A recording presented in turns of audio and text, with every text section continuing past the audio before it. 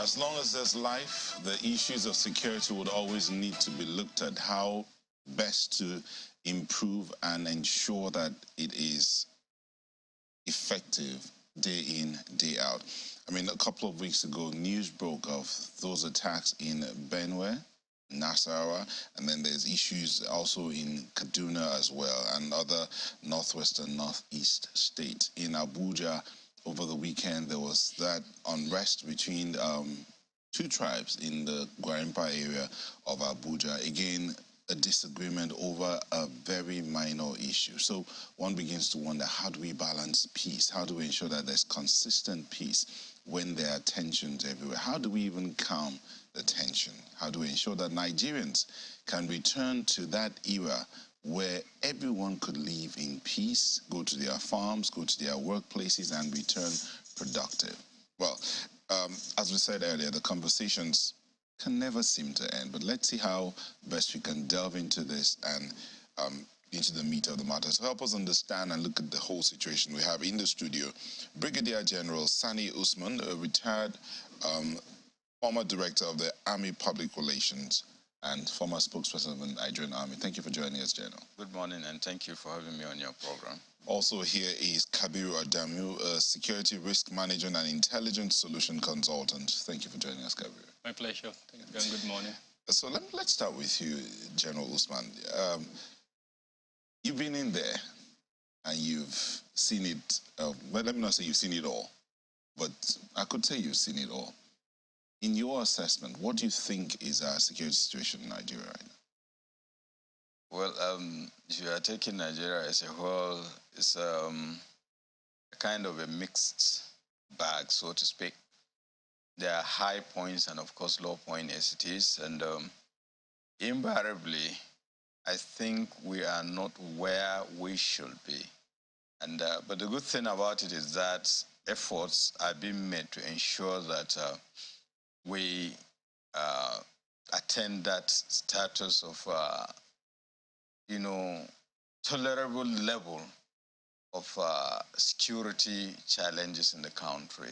And why I'm saying this is because I have seen, the concerted efforts on the part of, the government and, of course, the security forces, and particularly the armed forces, not just in terms of equipment, but renewed vigor, taking, the fight against some of the criminal elements, particularly if you look at the Boko Haram, terrorists, and of course the bandits, with myriads of operations ongoing and the successes recorded. But most importantly, of course, is the fact that the injection of new equipment and logistic support.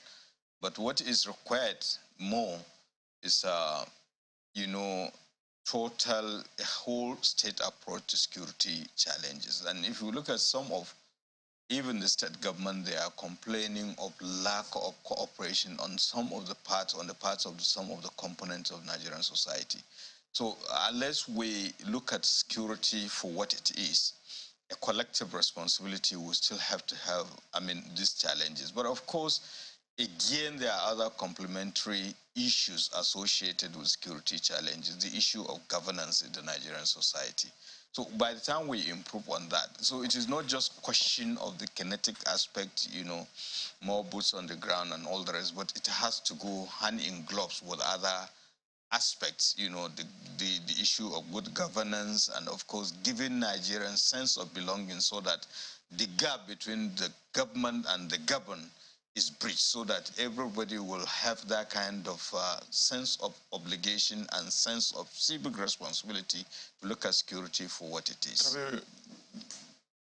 When you hear issues of kinetic approach to security issues, then there's the other part where everybody where the intelligence part, the part he mentioned, the issue of governance. Where I wanted to take it from was, what do you think? Would it be better if it's been on the exclusive list, security, for this length of time, and see where we are? It seems we went from good to bad, so to speak, and hopefully we are returning to good again.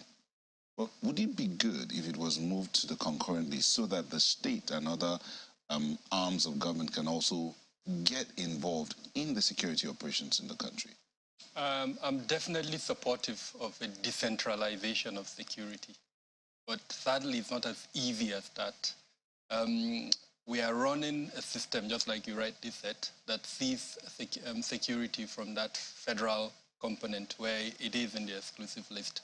But sadly, the reality is that there are also components that have decentralized security but are not embedded in the Constitution. The easiest example I'll give is the issuance of security vote. We do give states security vote, they collect them, and a majority of them use that security vote to fund federal operations, but not in a transparent manner. So why don't we go ahead and decentralize a component, have a framework that allows the state who collect security vote to now use that security vote in a transparent manner where we're able to follow those spending. And we already have a very good model, which is the Lagos model. The trust fund that Lagos has established, that is being run in a near transparent manner. We would know how much goes into that fund. We will know what that fund is used for.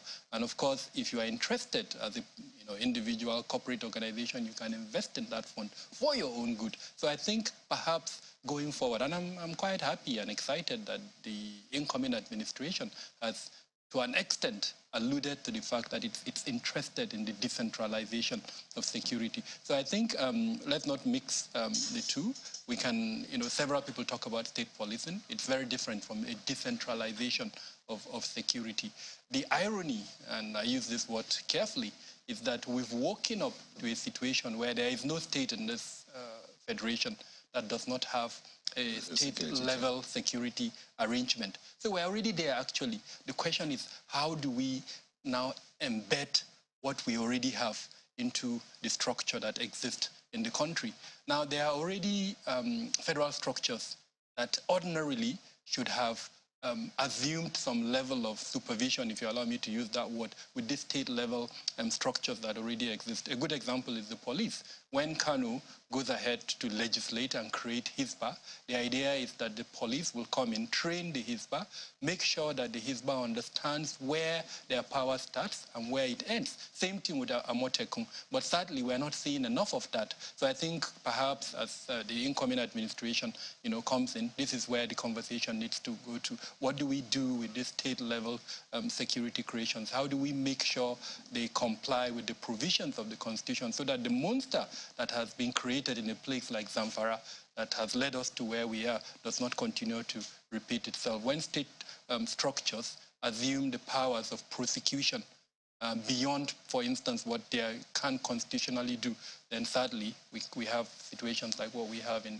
Zamfara. So the irony is, I think we already have the situation in our hands. What we are not doing is making sure that what we have is working for us. I'm not an advocate of, people say we do not have enough boots on the ground. I don't think so. I think we have enough. What we haven't do is to ensure the 3 C's, collaboration, cooperation, and coordination. And by the time we do that, perhaps this issue of not enough boots on the ground would be taken care of. Okay, so much as we're looking at the whole country, I mean, there are states that every time you mention security, they immediately come to mind. Kaduna State is one of them, and I think for a number of people, it's particularly befuddling because, a lot of our security, in fact, the Nigerian Army has a very big base in Kaduna. They have a lot of institutions right there in Kaduna. We've seen, how will I put it now? We've seen attacks even on trains going into Kaduna, etc. But one of the things I'd like to bring up, which stands out for me, is the fact that the Kaduna state government has a department or a ministry for internal affairs where they give a report. They account for how many lives were lost within a certain period. As a country, I'm a little, concerned that we do not have such a mechanism where we know, for instance, how many Nigerian lives were lost within a period, and to monitor perhaps from quarter to quarter, or from one half of the year to another, or from year to year, how we're doing in terms of security. We tend to measure it by what we hear in the news and how frequently or how intensely these reports came into being. So I'm just wondering, from what you can see, is there anything that we're missing out in terms of placing a value on the life of an average Nigerian? What does it really mean to us? I agree with you totally. Not too long ago, I was fortunate to attend a lecture delivered by one of the most recognized military generals that we have, retired, and for some reasons I wouldn't mention his name. And he identified this point you just made as a huge gap within the Nigerian security sector. And the good thing is I also identified that this element a couple of years ago, and I've come up with a consultancy that provides that data. So every month we produce a monthly report that shows the statistics. Because if we do not know the statistics in a verifiable manner, then a lot of what we'll be doing will be anecdotal. And sadly, because of the varied issues that have divided us, and two that I can mention is religion and ethnicity, you see it creeping into how those figures are used. And that is why I think it's absolutely important that the government embraces data. There is this morbid fear of data within the Nigerian security sector. And for obvious reasons. Data does not lie. It would tell you where you are making progress, and it would tell you where you are failing. As an example, when we produce, we've produced our first quarter report, and I can tell you authoritatively that about 2,000 Nigerians were killed within the first 3 quarters of 2023. In the month of January... First 3 months, you mean? First 3 months, yeah, the first quarter, first 3 months. Within the month of January, about 700 Nigerians were killed. By February, it reduced to 400. And by March, sadly, it increased to about 900. 900? Exactly. So when you put all of that together, over 2,000 Nigerians have been killed so far. Now, it's not so bad. It is worrisome, of course, 2,000 Nigerians being killed in the first quarter of the year. Very concerning. But then what we were able to do is to also compare it with 2022. And we actually saw that there is a reduction. At the end of 2022, we know about 11,000 Nigerians were killed. So if we go quarter by quarter, 3 quarters in a year, times 2,000, it means if we retain that, about 8,000, which, in my honest opinion, is a reduction. Is it good? It's not good. But what is even more important is you can now look at that data, analyze that data, understand where those deaths are happening, what is causing those deaths, and more importantly, what you can do to reduce those deaths. So data has a lot of advantages, and I would encourage strongly that the incoming administration embraces data. It would help it in the use of the inadequate resources that we consistently, talk about. Now, going to Kaduna, I must commend the Rufai administration for establishing this Ministry of Homeland Security. What that ministry has done is it embraced data, and except and forgive me, I'm going to use this word, for those who are either ignorant or are mischievous, if you look at that data, you are able to see in all the, I think, 27 local governments of Kaduna State what has been happening over a period. So what they do is they release this statistics on a quarterly basis, and then at the end of the year, they put all the 4 quarters together and then produce the report. So a couple of weeks ago, I think 2 weeks ago, they produced 2 reports. The one for the first quarter 2023, and then the one for the whole year 2022. And when you look at that, it shows, first off, local government by local government, then secondly, senatorial districts, the 3 that are in Kaduna. And you can see clearly where there have been high incidents, and more importantly, the threat elements. And I can tell you for free that the singular threat element that has produced the deaths in Kaduna are non-state armed groups. These non-state armed groups can be divided into ethnic militias. I'm going to have to pause you because I know you said quite a number of things, and I would like General Usman to intervene in this. I'm just a little curious because he said something about how our security architecture have a morbid fear of data. I do not want to imagine that, for instance, the Nigerian military will have a morbid fear of data. Is it that they use it privately but somehow are reluctant to talk about how they use this data when they come to the public? Well, I think for the military, even though I've left the military for quite some time, but I keep tab on what is going on, they do have data.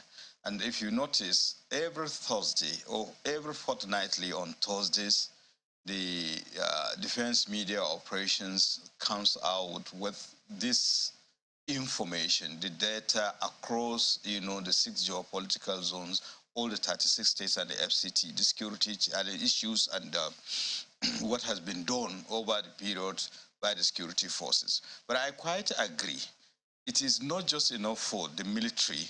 Somewhere there should have been a clearinghouse, a kind of, where the three seats he has mentioned in terms of data, collection, analysis, and, usage is harmonized. It's for now, it is just Kaduna State and the military that is doing it. So what of the other components of the Nigerian society? Ministries, department, and agency, and the government, the tiers of the government as they are, and of course, the various state governments. So if you have that, on the basis of that, you can be able to, know what are those security challenges. And if we are taking Kaduna State as a reference point, beyond the senatorial districts, you can pinpoint particular local governments and the type of criminal activity that is going on. Sometimes it is not just kidnapping, but even there are other ancillary crimes. Take, for instance, rape and what have you. And the data has not even taken into account the casualties sustained by the military and security agencies. So somebody has to come up with a kind of clearinghouse that you compare. Then not just the government, he is doing a marvelous job with his Beacon Consult that on quarterly basis it comes out with data about security challenges and incidences in the country. But apart from them also, and I'm sure the American security forces are also doing it.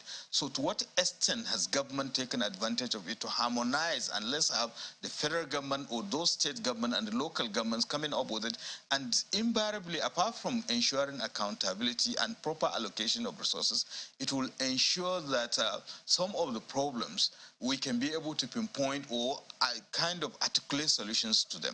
Because it is not always that it is the issue of banditry and all the rest. There are also taking law into their hands, because if you look at this report, there are observations, and for a government to come out with that kind of thing, something has to be done. Possibly it is beyond the state government. Maybe the federal government has to come in, or maybe it is beyond the local government. The state has to come in, or even to what extent those people that have been affected are being engaged constructively so that we can find a solution to this. So the truth is that the military are having data, but of course, because of its very nature, it is not for public consumption, except those issues. But I know that on those fortnightly, and apart from that, there were quarterly conferences at the various level, at the defense headquarters level and the various services level. But it is just meant for them, and of course, all those that are affected by their activities and which need to be harmonized. But I think, again, because of the nature, if you look at the issue of data collection and the usage of data, I believe the Office of the National Security Advisor does so. But it's just that maybe it is not being given to the public as it is, just like Kaduna State, because they are elected government, so they owe that responsibility. But of course, it is not everything that is classified. We need to, so that the public will be... just before our colleagues in Lagos come in, you said something that, yes, they have the data. The security apparatus has data, but it's not for public consumption. But we also have heard the security... Not all of it. Hold on, sir. We also have heard the security tell us that security is everyone's business. The public needs to be a part of the security apparatus of the country. We've talked about, mentioned something about decentralizing security. I'm sure that includes bringing in the governed into the security apparatus so that they can also play their own part. So and what has been so far is as though government says, we are government. It's our role to protect you, but you don't need to know, you don't need to see the data, you don't need to hear what we are doing. Don't you think putting out those kind of information would even help the public to protect themselves and help government in ensuring security? You are quite right in respect of that. But what I'm trying to make you understand is that the fact that military is just one aspect of the government. True. And naturally they are subjected to, the political authorities, control. So beyond the military, the government should take it up. You know, the military are doing marvelously well by being accountable fortnightly, given these statistics of what transpired. But beyond them, and it make it more believable, just like what we were discussing, that by the time you compare what they have, compare with what government has, an independent, consultant firm like Beacon Consult and the American on, you can be able to form a better picture, and you can be able to even fashion our solutions. I quite agree with you. If we were talking about decentralization of security, I think this is even a kind of, those are the inconsistencies associated with the Nigerian constitution. Take, for instance, I think a particular section has said the primary responsibility of government is what? Is security of lives and property. So how do you do that when you centralize everything?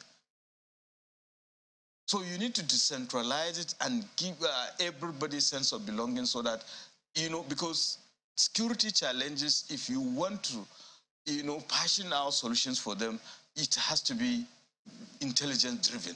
And it is not everything that equipment does that. In most instances, human intelligence is very, very critical. So how do you involve them if you do not decentralize some of these aspects? All right, let's our colleagues in Lagos have questions. So, Ayo. Neota, let me begin with General Usman. It's the same question for you both, perhaps in different ways. Just a month ago, I think it's the governor of Bauchi State that talked about the fact that the military-civilian relationship cannot be overemphasized. And it's a talk that has been on for quite a while about having that conversation between the people that are being protected by security agencies and the security agencies, especially the military.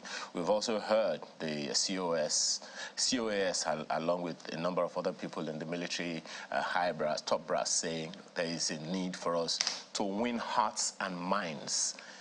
In order for us for the military particularly, to be able to do that well enough, it's a wonder whether or not, from what you know about Nigeria's military-civilian relationship, how that can help in ensuring security, because since December last year, since December 2022 until now, almost every month, if you do a simple Google search of military-civilian relationship, you will find the issue being raised over and over again.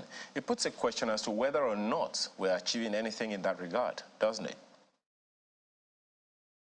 I think substantial achievement, progress has been made in respect of civil-military relationship in the country, and taking into cognizance, let's even look at since 1999 to date. Before, there wasn't, concern about that. But I know for sure the military has made a concerted effort by establishing structures, because first and foremost, I know the Nigerian Army established a whole department at the Army headquarters called the Department of Civil Military Affairs, and all the services are having, and they also have it at the Defense headquarters. But beyond that, also, they made effort to establish liaison offices at the National Assembly and the Federal Ministry of Foreign Affairs. But talking about real constructive engagement with the civilian populace, there are ongoing humanitarian activities at the various services level. And I could remember when Operation Crocodile Smile was launched, and there was this mischievous misinformation about, monkeypox and what have you, we realized that actually there is need to enhance civil-military relationship by having more humanitarian activities. And we don't, that time, usually every military exercise is usually accompanied with it. And in fact, I could remember in my thesis with the NIFS, I made a recommendation that in fact the humanitarian activities should precede the military operations. But of course, there is issue of operational secrecy that you have to have a delicate balance in respect of that. And that is why you don't have it. But I can tell you there is improvement in terms of civil-military relationship because of the issue of oversight functions by, the concerned, arms of the government, and of course the liaison, and of course the humanitarian activities. I don't have the data now, but I know within the last 1 year, I think the military, the Nigerian army specifically, has constructed over or sunk more than 100. If you don't mind me butting in, my sincere apologies, General, for butting in. How significantly can that go without a cohesive and seen to be cohesive relationship between the military and other security agencies, particularly the police, who we know it is not a function of the military, because to police Nigerians, so to speak, because I mean back in the 70s, many would remember that if you saw the military at all, it's a misnomer. In the Second Republic, you hardly saw military people, soldiers or military officials on the streets like we're doing now. But so the question then, is how can we achieve what you are saying significantly unless there is that cohesiveness of security agencies working together? There's a big question mark around that, don't you think? Yeah, I was going to that when you interjected. What I want you to understand is that bulk of the security challenges are being tackled through joint internal security operation. Joint in the sense that it is not just the armed forces of Nigeria, but which involves other, components of Nigerian security architecture. In most instances, you see joint operations involving the police, the Department of State Services, the Nigerian Civil Security and Civil Defense Corps, and so on. So basically, it is there. And beyond even the operational level, there are also training programs, seminars, and courses at the Armed Forces Command and Staff College, and as well as the National Defense College and other training institutions, particularly the Nigerian Army Research Center. Almost on daily basis, there are collaborative efforts bringing on board all the security agencies on the nuances of joint cohesion and collaboration. And of course, the coordinating body of respective security operations, they are also doing their best. But beyond that, again, I think we have to commend the armed forces because they don't even they don't even have budgetary allocation for some of these civil military affairs activities. I'm talking about the quick impact projects and the humanitarian activities that are being, conducted by them. And I know within the next few days or thereabout, as far as Gembu in Taraba State, I think the Nigerian Army is also commissioning another project. And beyond that, again, they have identified, communities that need certain things. Sometimes it is infrastructural projects.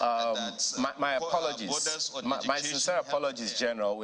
I had to butt in again. Those are highly commendable initiatives. There is no doubt about it. But again, it goes back to whether or not the people agree with some of these issues, irrespective of those lofty ideals that you're talking about. But let me quickly ask Mr. Adamu this particular question about the same, matter of people, security, being a part of the security apparatus of government.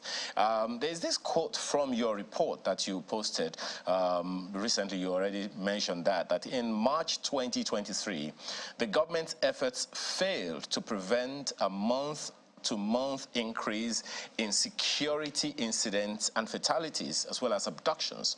We recorded 485 incidents that resulted in 411 abductions and 954 fatalities in 36 states and the FCT. Between February and March, there was an increase of 7.3 abductions and 53.9 increase in fatalities. This is from your own report. Is there any way the people, the civilians themselves, can be a part of the apparatus to help to reduce these numbers progressively? Thank you, Ayo. The only way is for the people to feel that the essence, the ethos behind security is actually working for them. Where the people cannot see that, where there is no accountability, and people cannot see that security is working for them, then it will be very difficult for them to support the security process. Now, as an example, where there are clear failures in public security deliverance, and there is no penalty, then it will be very difficult for the government to convince the people through whatever humanitarian or gesture or activity or civil military coordination component to, like the phrase you use, win the hearts and minds of the people. Because the people too are conscious of the fact that these organizations collect taxpayers' money every year. There is a budgetary allocation, and the function or the reason why they are given that budgetary allocation is stated in section 14, subsection 2 of the Constitution, which is to protect lives and property. And yes, we must commend most of the security organizations. Things are bad, but they are better than, in some other countries that we know. What we all agree, and I think everyone who is sane in Nigeria agrees, that it can't be improved. And where failures like that happen, and last year I can mention 3 or 4 clear failures, and maybe General would help us by telling us who within the security sector was held accountable for those failures. The Kaduna train attack, the Kuje incident, the church attack in Ondo State, and several others. I'm not aware that one person has been held accountable for all of these failures. So it will be very difficult for you to convince the average Nigerian that, these security organizations are held to account for especially the monies that they're given. And I'm talking accountability in 2 areas, operational accountability and then financial accountability. Let's not forget that there are allegations against almost all the security organizations regarding probity and then, of course, the integrity with which they use that. Now, the solution to all of this, which sadly we're not speaking enough about, is data.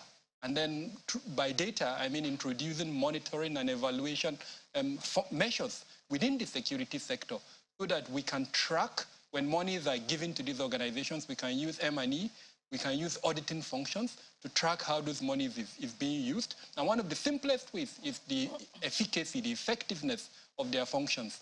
If kidnap or ransom was, say, 1,000 in the month of January, and I want to hold to account the security sector, by the end of February, I want to see kidnap for ransom brought to 500. If I've given them enough money, like they've requested, and they're not able to bring it down, then I should ask critical questions. And this element is an element that must be done by the 2 arms of government, the executive arm, and more importantly, the legislature. Like we see in the democracy that we borrowed from the US, they call for congressional hearings. They call for other forms of hearings. Now, we need to go that level in Nigeria, where the legislature in particular should have enough power to summon and question in a very clear and transparent manner progress and efforts by the security sector in reducing some of the security challenges using metrics. Any other way, frankly, that we go about it would be rather sentimental. Indeed, sometimes Mr. even anecdotal. But if we have... Indeed, the importance of data cannot be overemphasized, and that was the crux of the matter at the beginning of the conversation.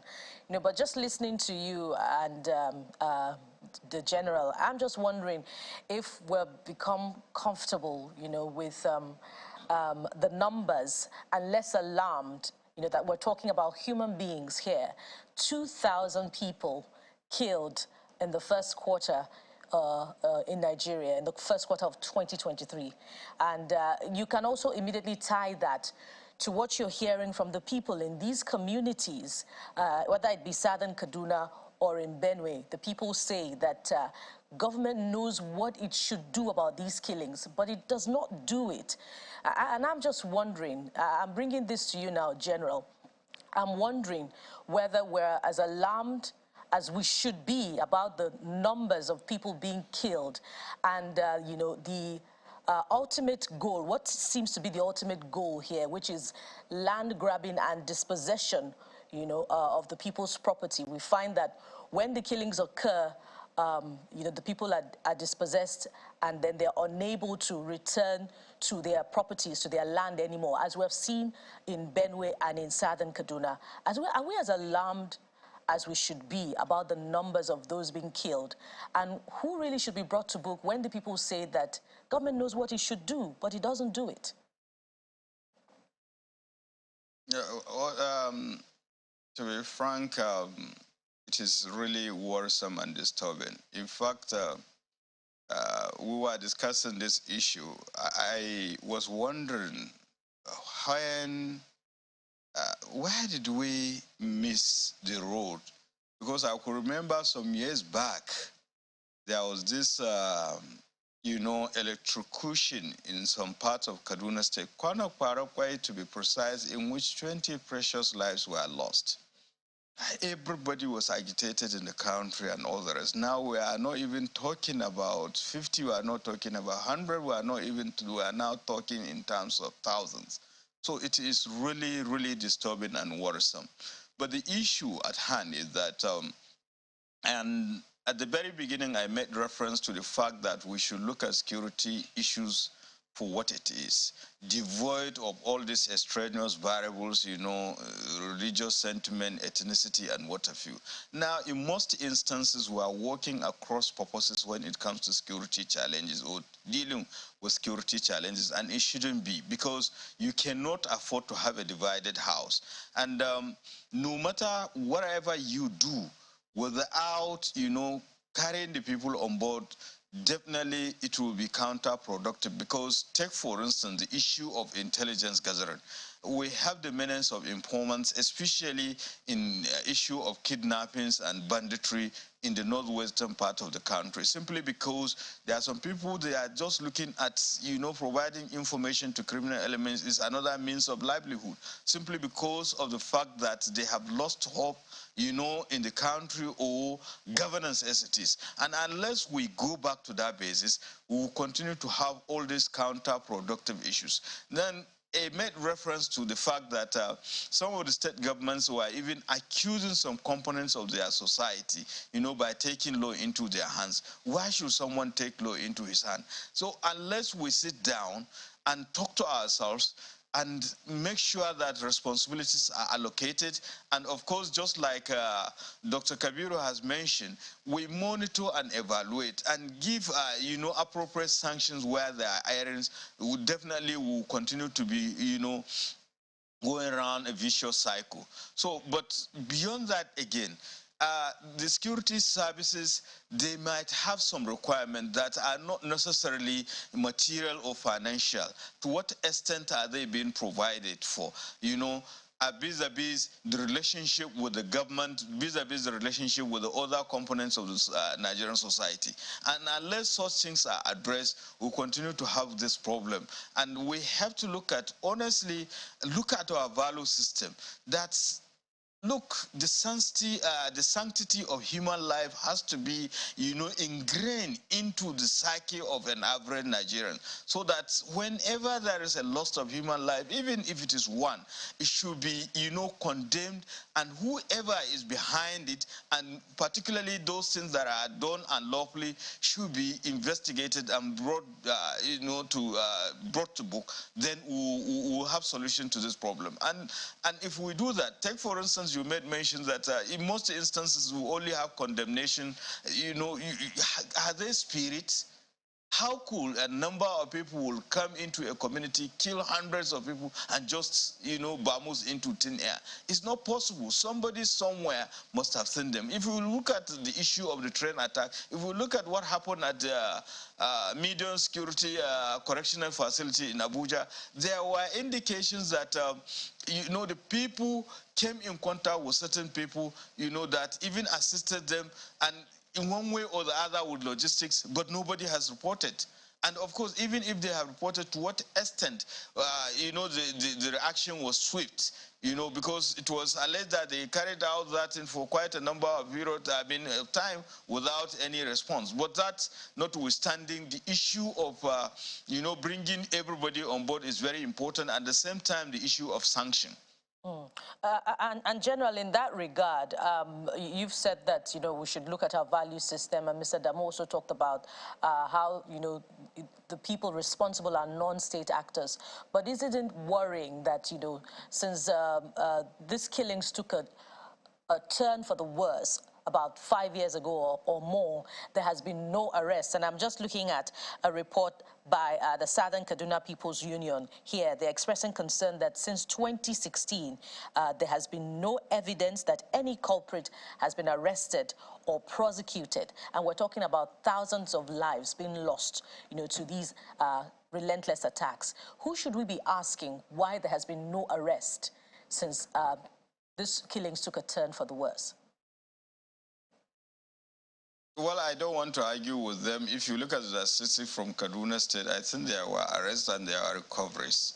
So beyond that, and that is why I said we should not be talking at cross purposes when it comes to security issues.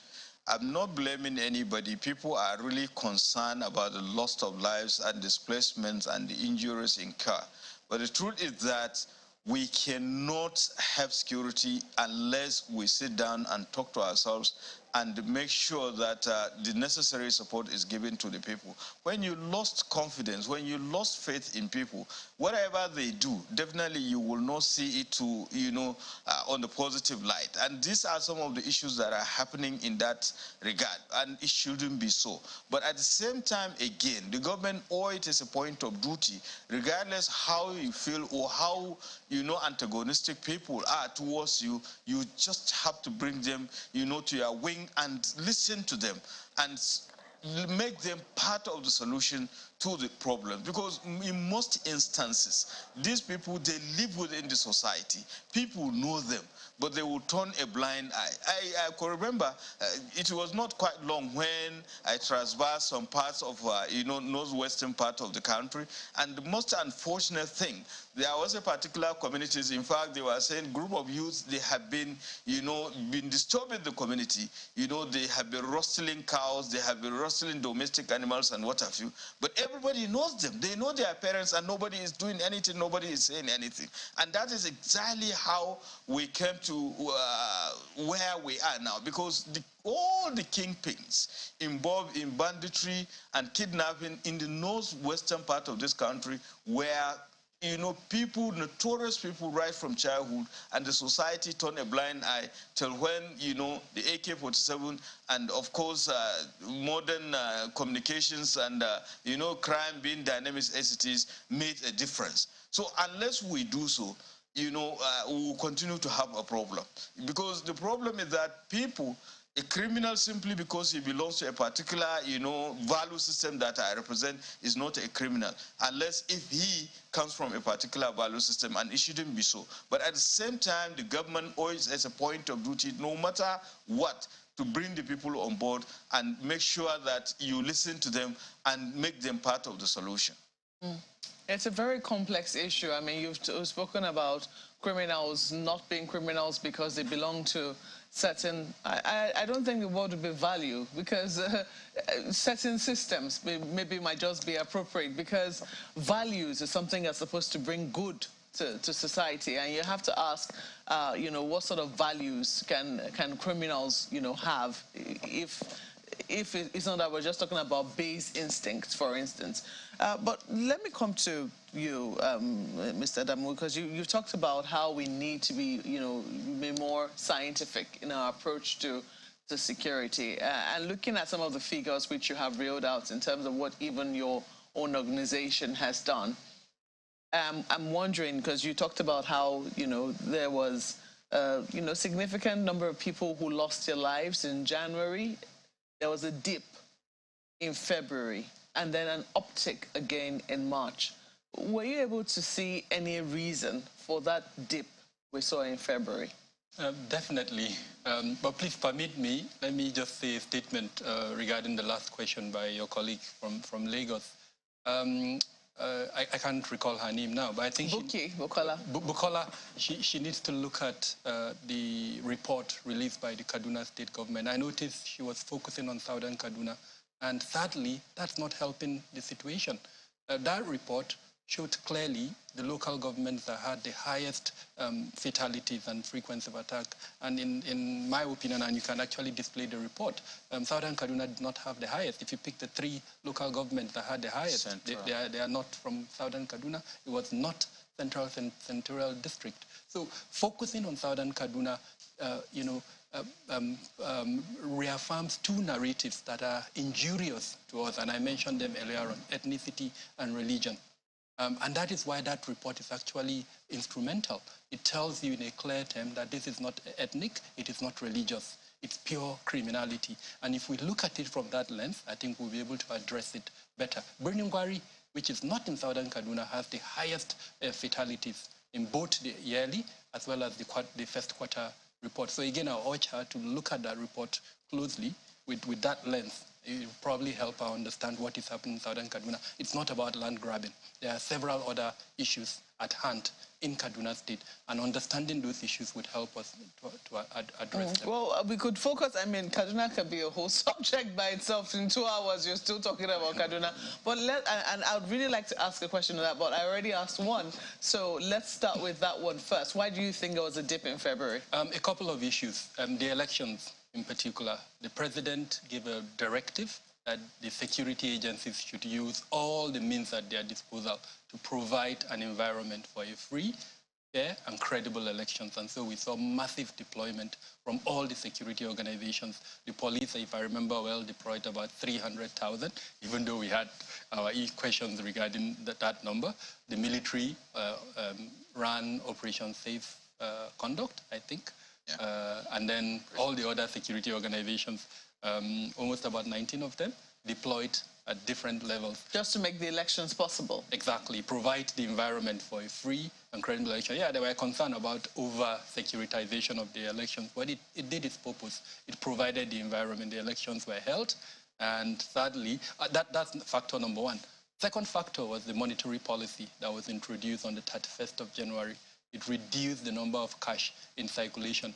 So crime that was cash dependent also dipped. A good example is kidnap for ransom. It dipped as a result of that. And then there are several other factors which are still being investigated. There is the suggestion that perhaps there is a political element to the activities of the non-state armed groups, and that during the elections, that political element swayed actively, and so it reduced their ability to do certain other things. And now that the elections are over, two things happened. There was a redeployment back to base from, of course, the locations where they were all deployed. So it opened up the environment for these non-state actors to operate more freely than what they did earlier on. And then, of course, the cash policy. If you recall, I think on the 3rd of March, if I remember well, the court ruled, and then they allowed now more cash in circulation. So some of those crime elements that we were came back. So some of these factors. Now, if you talk to the people, in Beacon Consulting, we have an atmospherics department. What we do is we listen to the chatter by people. Now, in those affected communities, they think it's actually the monetary policy. Well, we, from our expert view, I think it's a combination of all of these factors. We're out of time, but in rounding up, in 10 seconds each, the spike in crime around the first quarter, the communities, the locals, in the way all of them came together, doing one thing or the other, and self-protective initiatives, so to speak, and I think your report mentioned that as well. What do we do? What should be done to ensure that criminality goes down as much as possible in terms of governance and all that? So in 10 seconds, let's start with you, General. Well, I think doing the right thing, and doing the right thing involves government.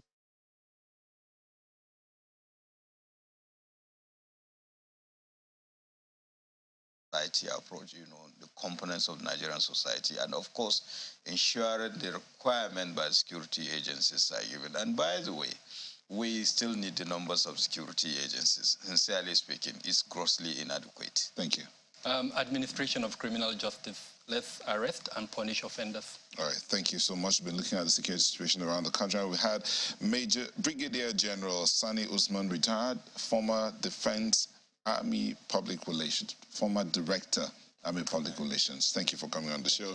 We also had Kabiru Adamu, a Security Risk Manager and Intelligence Solution Consultant. Thank you for coming on the show. My pleasure. Thank you for having me.